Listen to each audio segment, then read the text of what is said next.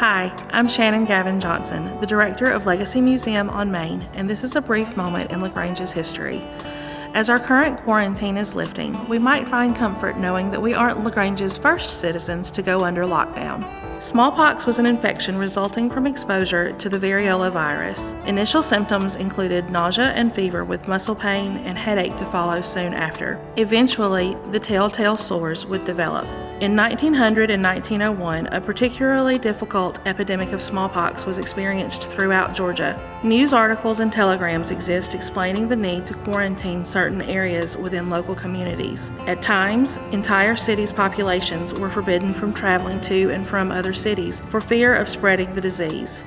Here locally, on January 23, 1901, it was reported that the quarantine in West Point had been raised, and finally, LaGrange people can now visit the city by the river. Before that, though, a sick house had been created on the edge of town where those with smallpox were nursed. Local citizens who had endured and survived the sickness would serve as nurses, and when everyone else was well or dead, the entire house and everything that had been used to care for the ailing was burned down.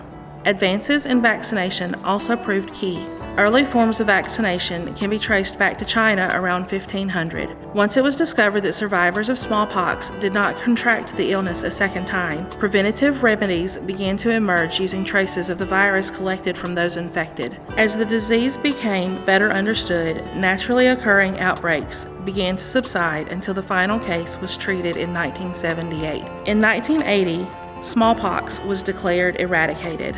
Currently, the virus only exists in carefully guarded vaults in Russia and at the Center for Disease Control in Atlanta. To learn more about sickness and quarantine in history, visit Legacy Museum on Main. This has been a brief moment in LaGrange's history.